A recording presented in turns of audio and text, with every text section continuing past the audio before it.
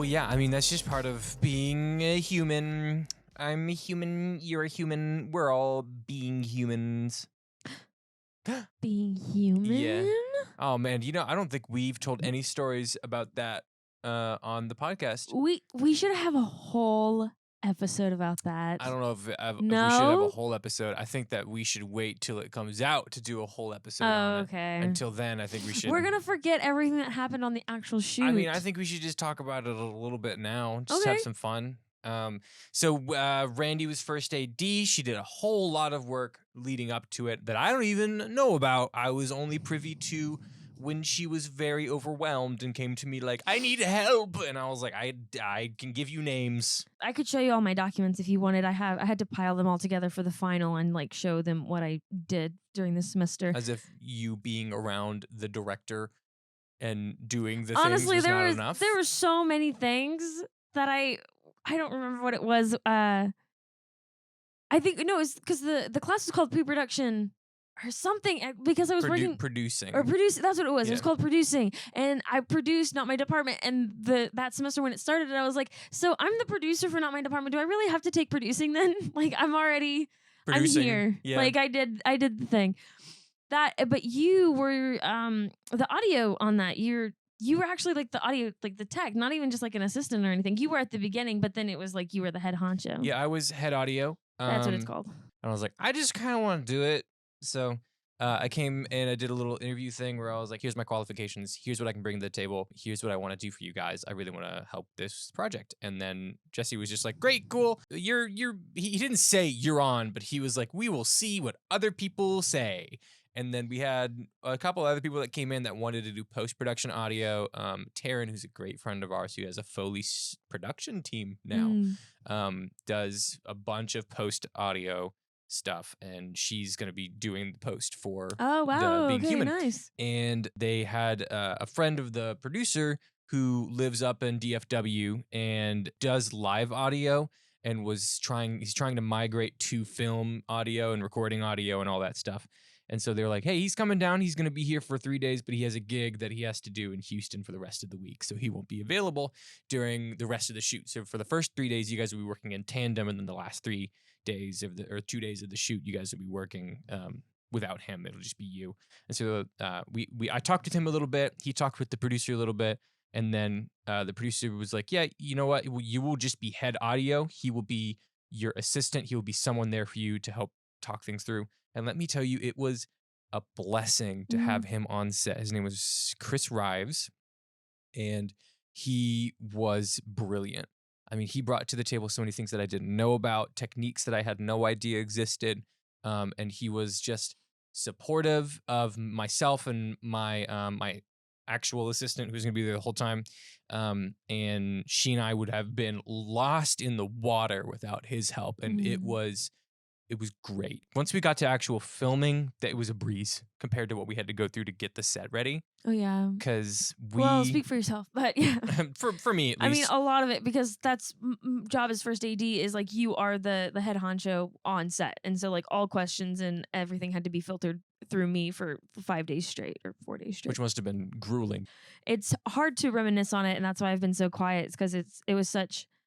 as much it was Jesse's like project and his like baby and everything. I don't know, just as close as I am to Jesse, and then how close I am to the project and being with it since like version 5 of the script to it being done. It like has a very, and it being my biggest film to have worked on to date, it holds a very like special place in my heart. And so just hearing you talk about it, and then actually for a moment just sitting here and like remembering being there, and then just being on set and like everybody that was there and all the actors and the crew and building it was so much fun, as much as it was like nerve-wracking to do something outside of my comfort zone, because I've never built anything like that before. And that's why I mean, and I had to make my schedules, I had to make my spreadsheets and everything, so I didn't get to help out as much as I actually wanted to. I helped out a lot more towards the end when I did have all of my schedules completed. But no, I think your leadership and your like determination and your drive and your passion for the project really was the glue that kept it all together.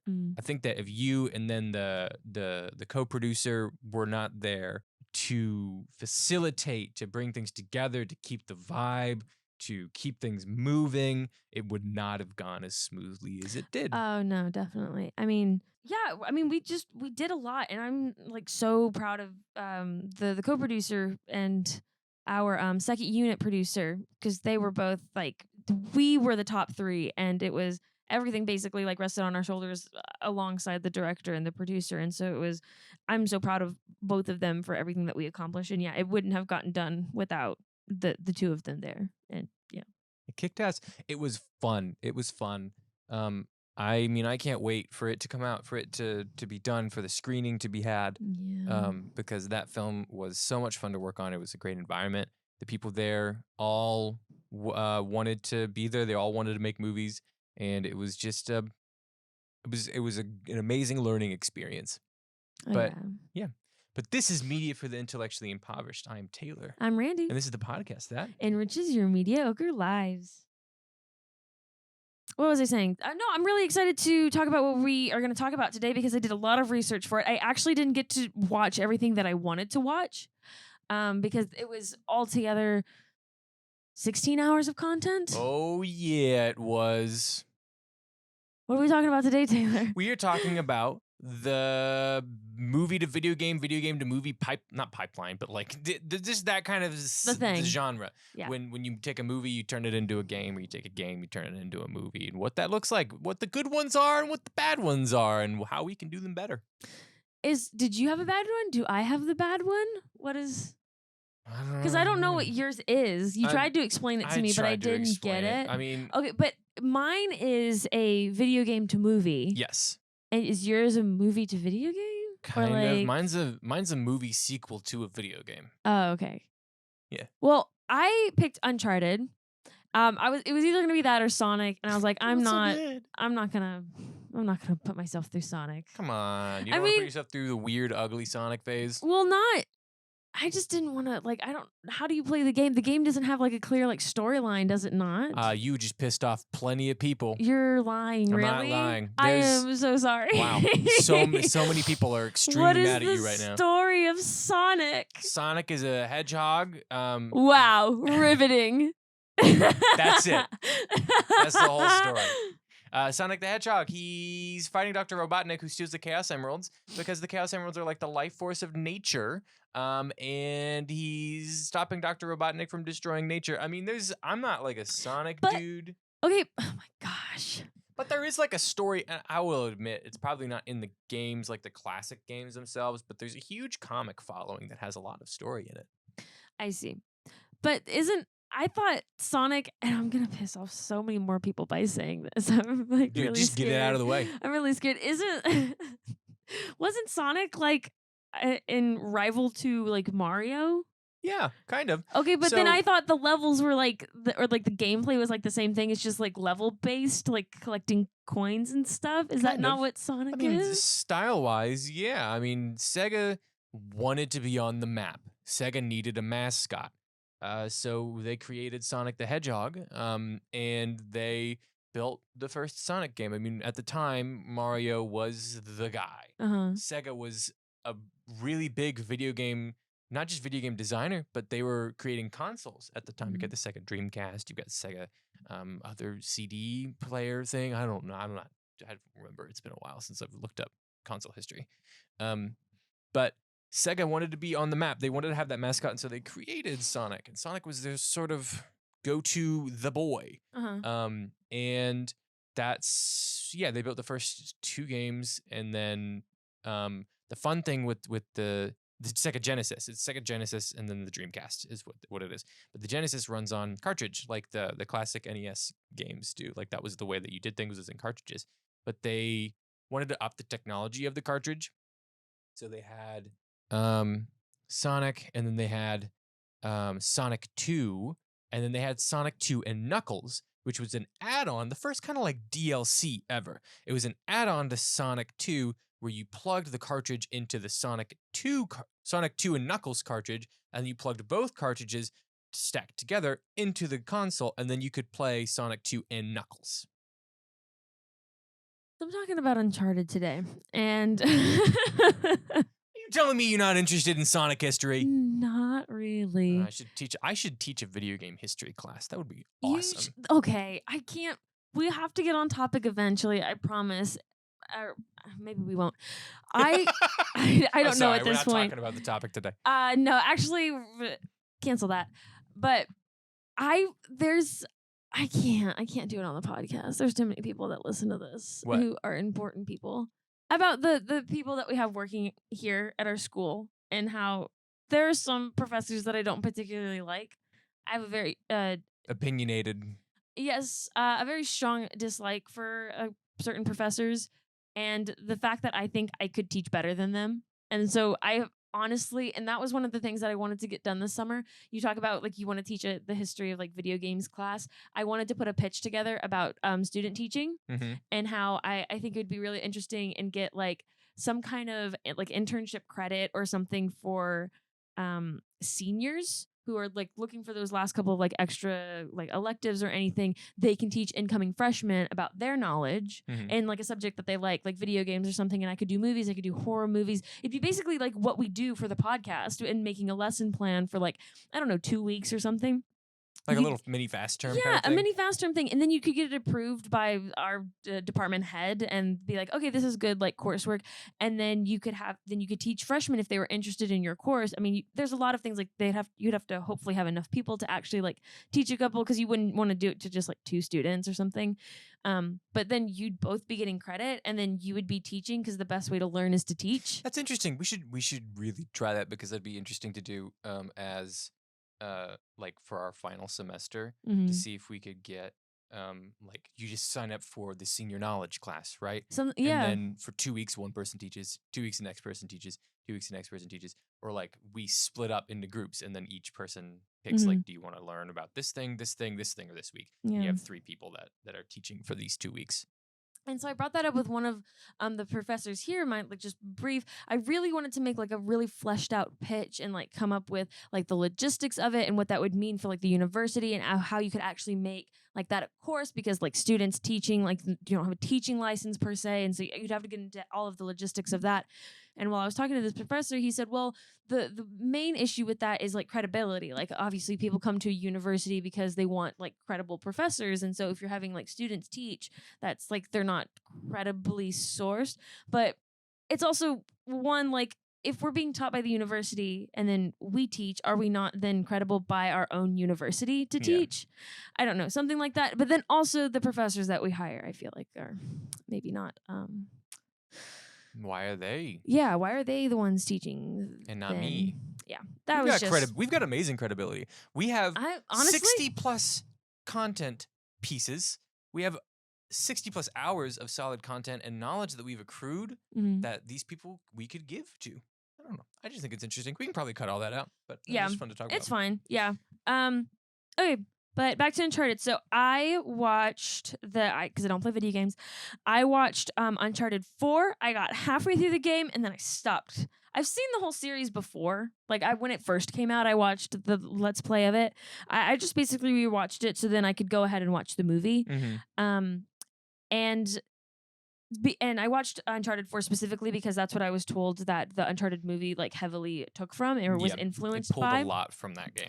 And have you seen the Uncharted movie? Yeah, I saw it recently actually.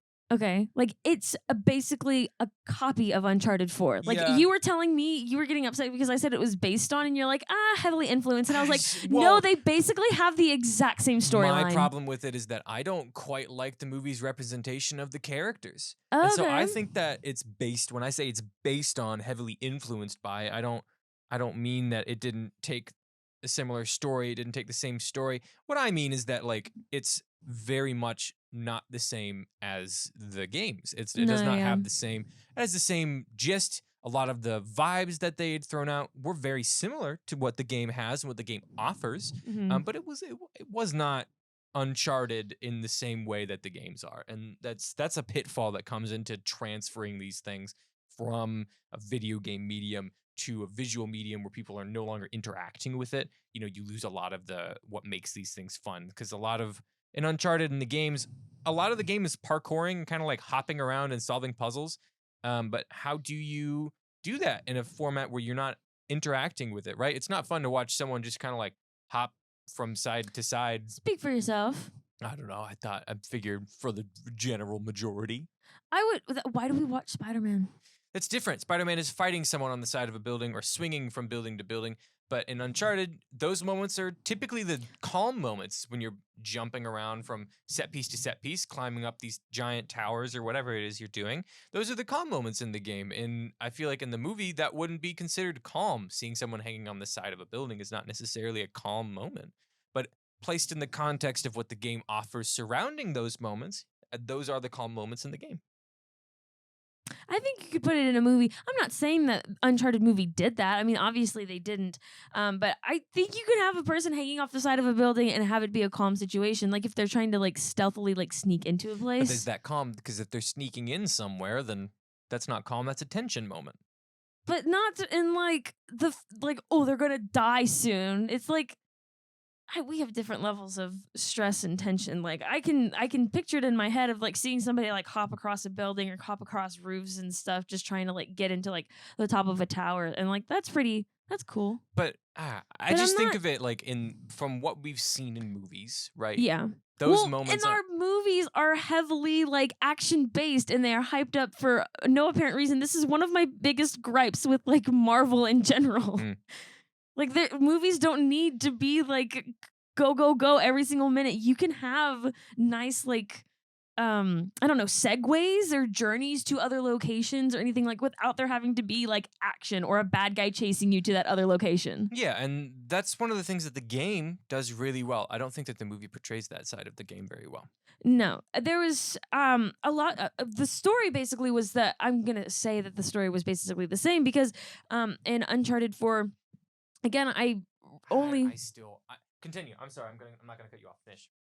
Well, in Uncharted 4, it's I'm gonna tell it wrong and you're gonna get upset with me. What is it? Nathan Drake and Sam. Did they start off? We see a brief like glimpse of their childhood. And Nathan Drake is like a treasure hunter or like kind of Indiana Jones kind of type person. Who's always like looking for like lost treasures and golds and things like that, or in history, a big history buff. And he and his brother Sam, they've been trying to find these. Oh, what is it? It's not. I don't even, because I just saw the movie was so recent.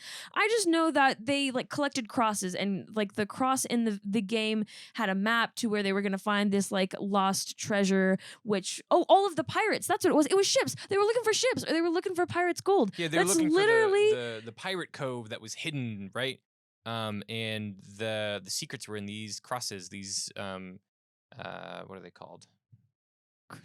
Crucifixes. And that's literally the same thing in the Uncharted movie where they have to use like they're not like hollow crucifixes where they have like the map hidden inside of them. The crosses are keys that are like unlocking doors as they're trying to find the map and the way to find pirate ships full of gold. Yeah. And then you have your three protagonists. You have in the video game Nathan, Sully, and his brother Sam, who are all like working together. And then in the movie, you have Nathan, Sully, and then forget the girl's name who like double crosses them like 16 times. Redfield, no.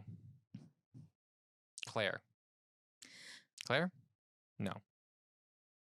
I don't know. I didn't write down any of the names, but again, you have 3 and 3. But my problem with it is that at the core, and then there's also the auction house where they have to then get the cross, and then they actually have to like steal. It's the same story told again. But it's not because of the way that the themes are played out and portrayed, the way that the characters interact with one another, and the way that they've completely disregarded a lot of the characters. No, you have to tell me. Okay. What do you mean disregarded the other characters? In the very first Uncharted game, we see Nathan Drake, we see Sully, and then we see a girl that is filming them. That's how it starts. It's a documentary that is being filmed about these treasure hunters. And then they ditched the documentary crew because the documentary crew was just a way to get to the island where they were going to get the funding so that they could get to this place and get the treasure. But this girl that is the documentary crew is a crucial part to the story. She's this third part of the party that keeps interacting, that keeps interrupting Nathan in his attempts to get the treasure.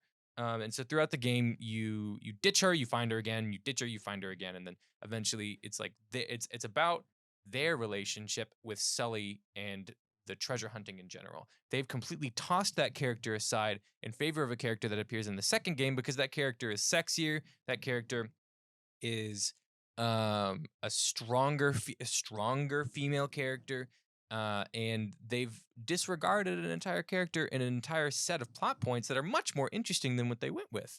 And the fourth game includes Sam and Drake and Sully, and then eventually Nathan's wife, and how they interact when they're going to find this treasure. But in this one, it's just Nathan and Sully, and then this girl eventually. And the girl kind of doesn't quite fit in with the dynamic. And the way that they portrayed Sully was really stupid because he's literally nothing like he is in the game. Mm. In the game, he's a really, really old man.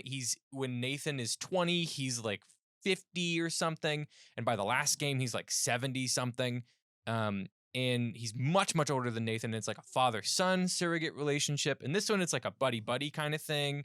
And what's his face? It's more of like a brother kind of thing. Yeah, and it's not quite the same Which is relationship. still, and but the way like, that they wrote it's him, not the same relationship, but it's the same like kind of like. And again, I didn't finish completely rewatching Uncharted 4, but that's kind of like the vibe it's these like two brothers like working together, and they kind of like mirrored that, even though it didn't actually use Sam in the movie, but still like this is going to be like his replacement for now.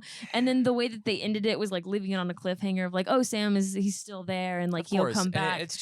But you can't tell me that the basic like storyline of this video game and this movie aren't the same. You can't tell me that. Basic, yeah. They're Yeah, looking like, for okay, treasure. But I just don't like it. I just don't like the I movie don't because care. it wasn't, Okay, I get it that wasn't you the don't- same. I and get- it drew from it, but it drew from all of the wrong spots. It didn't draw from any of the parts I'm of the not saying themes it's of a the good game. movie. Did I say it was a good movie? No. No, I did the first very basic thing of comparing the story of the fourth game to the movie. And you can't sit here and tell me that they don't have the same basic plot structure. They have a similar plot structure, but it's not quite the same. I mean, yeah, they're looking for a pirate ship and they go to an auction house, but everything in between that is completely different. And then they use the crucifixes to find the maps to then find the pirate ships, and they have to go like they're traveling across the world. And then you have the other like the person that they've dealt with before, like Sully and the girl in the movie. They've apparently like been on like they've betrayed each other before. And then you have Sully and the girl in the video game whose name I couldn't remember, who they've worked together before and been betrayed, and both of them are working for the bad guys in the movie and in the game. But No, you can't sit here and tell me they don't have the same basic plot structure. Don't have the same. I mean, when it comes to basic, it's just the beginning. It's the beginning. It's the heist section, and then it's the fact that there's a pirate ship. Literally everything in between that is made up garbage with one reference to the actual plotline of the game, and they're hoping that these references will keep people silent enough so that they don't care that the rest of the movie has nothing to do and is no longer similar to the actual games. They just took the names of all the characters, they took an idea or two, and then they referenced the game enough so that people would shut up about it. And that is what I think.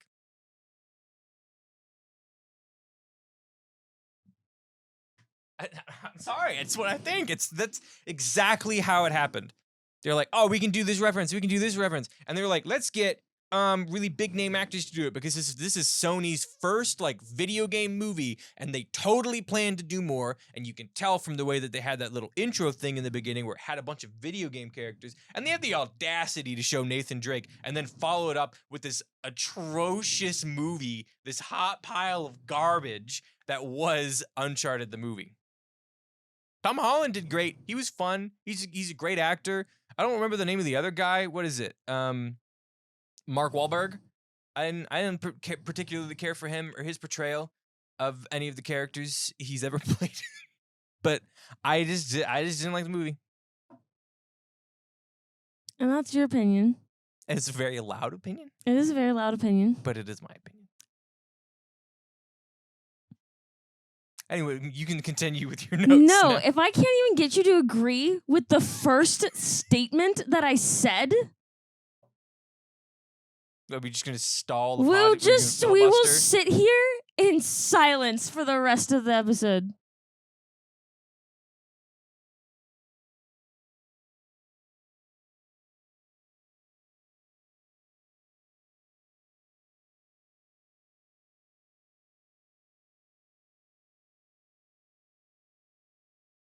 It's weird when you have a mustache. You have to like curl it up the corners like that.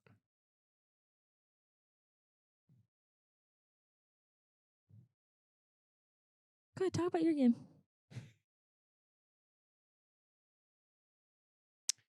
I was gonna talk about Final Fantasy VII Advent Children, which is a sequel follow-up to Final Fantasy VII. The game came out, I don't know, like 2011, maybe 09. It was early mid 2000s. But I feel like I want to talk about a different movie now. That I don't know if you've heard of it, but it's based on the hit series released on the PlayStation exclusively. It's called Uncharted, and it's a hot pile of garbage.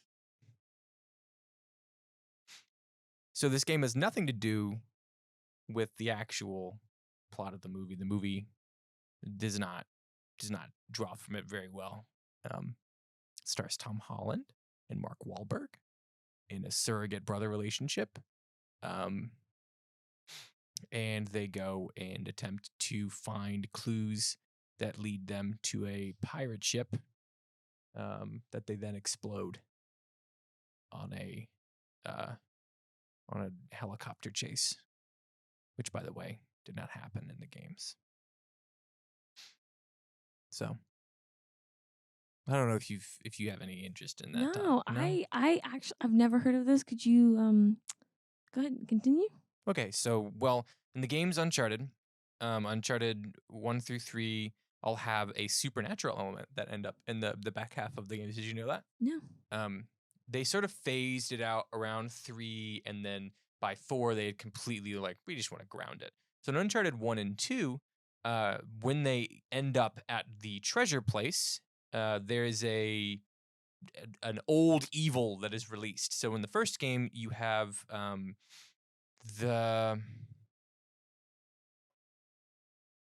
don't remember what they were searching for, but they open this tomb basically, and when they open the tomb, it releases these spirits, and the spirits infect it was Nazis that had first opened it, and the Nazis were then infected with this virus, curse thing that turned them into weird zombie white thing. They look like Gollum, but they're terrifying.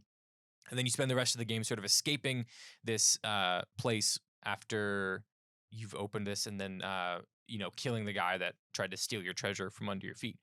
And then in the second game, you're looking for, is it the Fountain of Youth? I think one of them they try to find the Fountain of Youth, and real fan over here. they go to the Tibet. I think they're in Tibet. And they go into this mountain, into this temple, and then out jumps a Yeti, and you have to fight these Yetis off.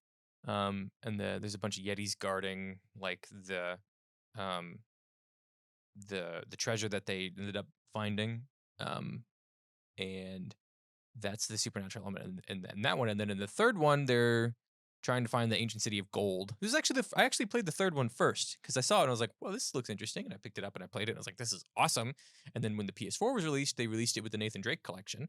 We got that, and I played that, and that was really fun. But in the third one, there's when you get to the ancient city of gold, Nathan drinks some water because he was stuck basically in the desert and he was super thirsty. And so he drinks this water when he finds it. He doesn't know that it's basically laced with hallucinogens because it's just really old water, and whatever they were building with this stuff had infected the water. So he hallucinates this section with a bunch of devil or jinn, and you have to fend off those jinn in this hallucinatory section, and then basically it's the end of the game after that point. But that was pseudo supernatural, right? And you find out it was a hallucination near the end. But then in the fourth one, they kind of cut it in the bud, and they nixed the supernatural stuff, and they didn't really mention it after that, which makes sense because they wanted to take the story in a much more serious place, with the introduction of Sam and that character, and then they just have this story of him and his brother coming back together and then searching for this lost treasure, and the relationship of him and his brother takes the forefront of this story, as well as the impact that relationship has on his marriage. with one of the characters, and it's a brilliant story. It's one of the best stories or pieces of modern gaming, both visually, gameplay wise. I mean, it's a beautiful game, beautiful game. Naughty Dog really outdid themselves with that, and then immediately followed up with the banger that was The Last of Us 2, within like 3 years. So, but yeah, the Uncharted series is awesome, and I think that the movie did a good job. I'll give it some credit. It did a good job of finding. I never said it was a good movie. But it did what? What did the movie do? The movie did a good job of finding fun ways to reference the games, but they did not find the heart of what the games had behind it, which was the relationships that Nate has with all of the people around him, and how Nate always chooses to save people over the treasure. And that happens in every game. In every game, the treasure is destroyed because Nate chose to save his friends instead, or maybe someone that didn't deserve it. And it shows his heart. But in the movie, they don't have Nate make that decision. They have Sully make that decision, and it sort of draws away from that attention that Nate is the character that has the heart that has those intentions, and it just did lessen the impact for me. I don't know if you'd have anything to say about what that might entail, but who taught Sully in the movie to give up the treasure and save people instead?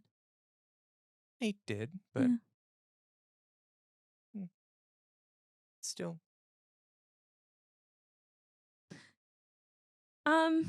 Yeah, no, the movie was okay. I mean, I'm not a big like action person, and it's really interesting. I actually found myself much more interested in wanting to return to watching the video game itself. And again, I only got through half of the video game, so I guess I did miss a lot from that. But there was a lot of, I mean, obviously there's going to be differences between like an interactive media and watching something unfold before you. One is going to take hours and hours, and the pacing of it is going to be dependent on the player itself. And so as I'm watching it or watching the Let's Play, again, I'm not even the one playing it, and it would go way slower if I had to be the one playing it, because I can't, I don't have the hand-eye coordination for shooting games, and that's why I do story-based ones, because I could never get through Uncharted. But there are like so many like little nuances and things about the character that I loved in the video game that just didn't show up in the movie.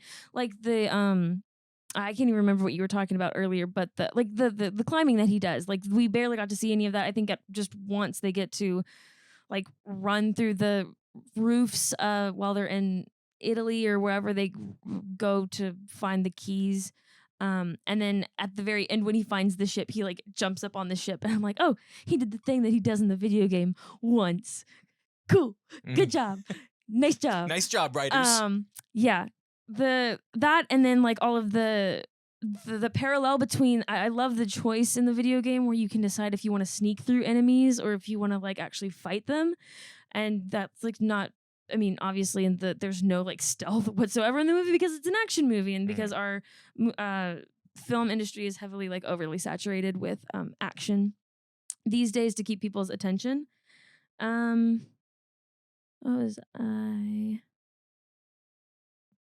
Oh yeah, there was. I mean, there were so many just little things about it that I loved that were just. I mean, you can't with a 16-hour game or a 14-hour game. Yeah, but it's like watching a 14-hour movie instead of like a 2-hour. You have to squeeze so much down into like a 2-hour movie that's easily like accessible to everybody, and everybody's gonna immediately get like the main story plots or the main storyline and who these characters kind of are.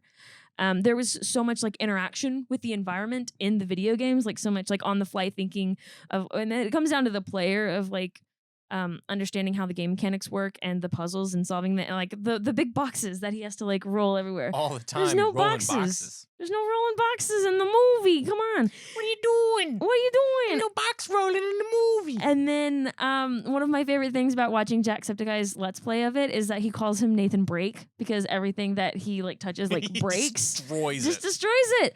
And there's no like Nathan doesn't break anything in the movie. Like he's a perfect angel child. And I'm like, no. He's Nathan Break. Yeah. was just things like that. I obviously don't have the same emotional connection that you have, like the deeper themes, and I haven't played all the games. I haven't watched all of the games. I have seen the whole like fourth one, and I feel like I know how it ended, but I guess I've forgotten. Um, yeah, but little nuances that really like I would have loved to have seen them like take those nuances into the movie, Yeah, find a way to even for incorporate like them. the smallest details. I'm trying to think, pushing barrels. I think there was one point in the game when he had to like grab a barrel and like throw it at somebody, Oh and I was yeah, like, "That's so like, why don't you use the and his bartending skills in the movie? Like, when was he a bartender? I feel like that's never. they was just trying to make him cool and relatable. I know. I was like, that's. Yeah, I didn't like it. he has a very wide skill set in the games, but he's actually like he's great at pickpocketing, but he's clumsy at everything else, pretty much. Yeah, that was the other thing. I did like that they had pickpocketing in both, but that's also kind of like a easy like cop out. I feel like that's Yeah. the easiest one to go for. To go for. Mm-hmm. Oh, and all of his like drawing in the journal stuff that he does in There's games. no There's journal. none of that. Mhm. Absolutely none of it. Like these are like core character things that like just got completely cut out of the movie. Um, nuns are scary. Nuns are scary in both. I think it's so funny in the movie that they make fun of him that nuns are scary, like silly. And I'm like, I went to a Catholic school. Nuns are Nuns are scary. terrifying. If you aren't scared of nuns, I just don't know. I don't know who you. They're not real.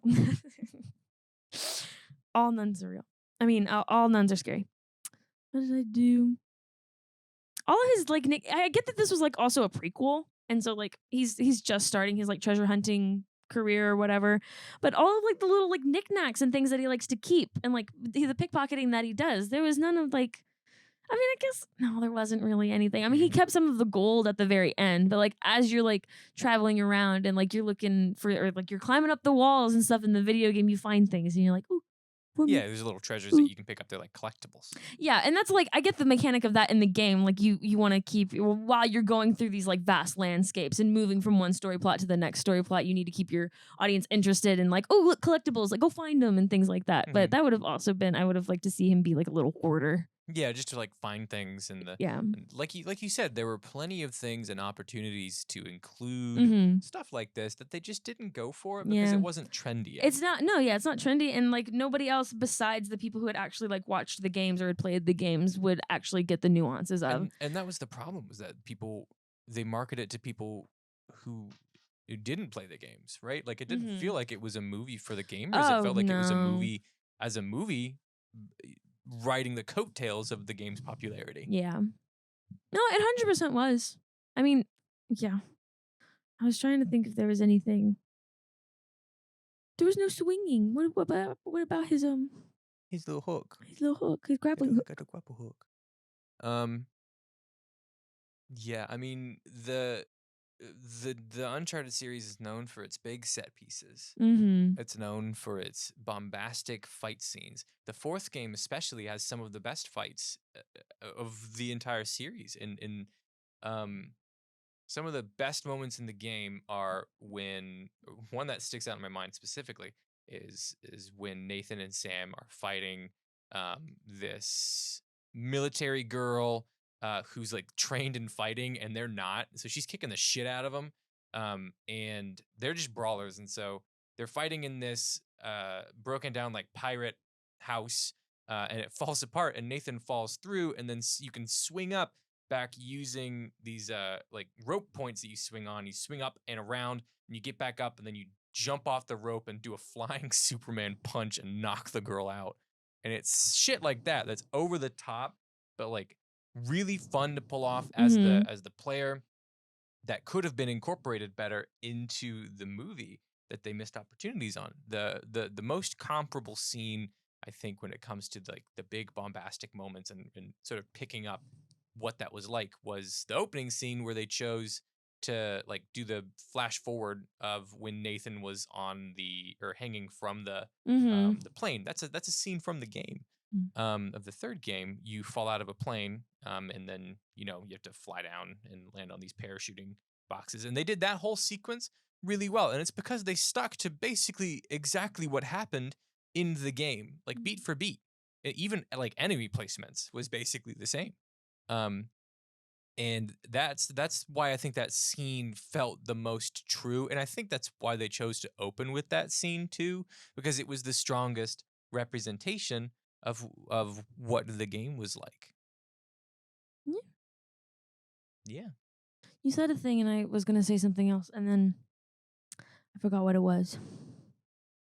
Oh, I wrote like a little note up here, and it was about Sonic, but it was why like um you want a story, why would you make a movie about a video game that like already has a story in it? Like what and I get it, and there is no point to it. Like the when it comes, and I have other ones like Until Dawn and like The Quarry and all of the dark, they're not the Dark Knight, they're the Dark Picture. Dark Picture, all of their like story-based games. It'd be weird to like see movies be made out of those when They they're are movies. yeah, when they are movies. Those like are interactive movies, yeah. basically. But even like Uncharted, I feel like falls closer to like interactive movie than a lot of other video games. I Mhm. mean, I could almost see myself playing Uncharted. Was it not for like I'd have to like try and figure out how to use a gun in the game. Yeah. Um, but it begs the question of like why would somebody like transition a video game into a movie? And in my mind, or at least with this example, it doesn't seem like there's really a point besides like the money. Yeah. And that's the problem. Well, I was going to talk about Final Fantasy VII Advent Children. Like I said, it was a sequel to the Final Fantasy VII game, placed I think 5 or 8 years after the initial ending of the game. Mm. And so that story is a completely new story, continuing obviously where the game left off. So it is not dependent upon the story itself and Mm. correctly portraying the story of Final Fantasy VII.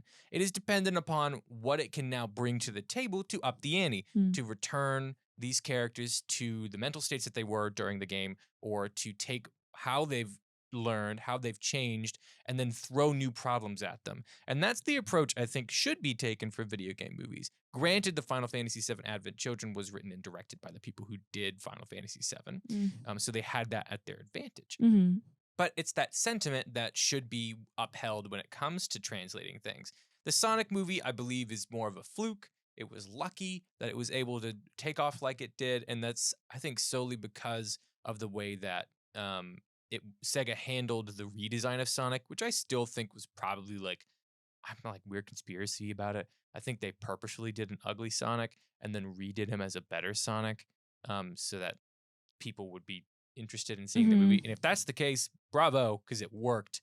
But I think that's the only reason that the Sonic movie sort of succeeded. That and the performance from the guy that plays Sonic is really funny and it's really good, and it sort of brings that Sonic character to life pretty well. But that's the problem that I think Uncharted had, was its decision to make a new story when there were plenty of story that had been told, or opportunities to continue the story. Yeah. And yeah, their influence in using yeah, just other not plot points, but yeah, influencing or taking things in the wrong way and not adding anything on to the stories. Mhm. Yeah, I really, really don't like the way they portrayed Sully. That's my least favorite part. If I had to pick one thing that ticked me off the most, I could live with the plot. I could live with the characters that they chose to introduce and leave out. I cannot live with Sully and Mark Wahlberg's portrayal and the writing that they chose to use. I Mm. just think it was not true to the character at all. It did not fit at all with what the character was supposed to be and how that character impacted Nate. And also, they already have makes me mad too. They already have how Nate and Sully met in the games. They have that written down in story. It exists. Mm. And they chose to retell that story with it already having a canon. It's like they didn't even fucking play the games. They were just like, let's do what we want. No, yeah, that I didn't know about, and that I don't like. Because they met in Spain. I think they met in Spain or Barcelona. Mm. It's somewhere. And Nate was a child. He'd been, I don't know, they never explain how he fucking got there. But he was there, Mhm. and Sully was on a job and gonna steal a piece of art from a museum, and then Nate shows up and hijacks the piece before he can get to it, and then is being chased after by the guys that hired Sully, and then Sully saves him. and then it's like, hey, you're fucking good pickpocket. Let me teach you how to be a thief because I could use someone that could have my back. And then they go on from there. But that's how they met in the game, and it just makes me mad that they were like, oh, we'll just do it again. Yeah. That's the problem, is retelling stories that exist. Mm-hmm. You have existing stories, you have existing canon. Build off of that. Don't try and retell it. Yeah. I mean, it goes back to even like the live action remakes and things like that. I mean, they're meant to be not exact retellings of the stories, but even those I find pretty pointless. And why? It's all money grabs at this point. Everything is just reboots and what is it, retellings and Rehashing. sequels and everything. There's There's actually I'm gonna bring this up as a recommendation, kind of, but more of just like to put it on the table. There was a fan film made of Uncharted 3 or 4 years ago, starring Nathan Fillion, and everyone really wanted him to come back and portray this role in the big screen. It was released on YouTube, and it is stellar. It tells a new story. It's very short. It's only 15 minutes, but it tells a story of part of a heist, part of a job going wrong, like it always does for Nathan. And it has, it's a better portrayal of the Uncharted series in movie format, in film format, than this movie did at all. Like every beat that you want to see from the Uncharted film is in that short film. You can find it. You just type Uncharted fan film.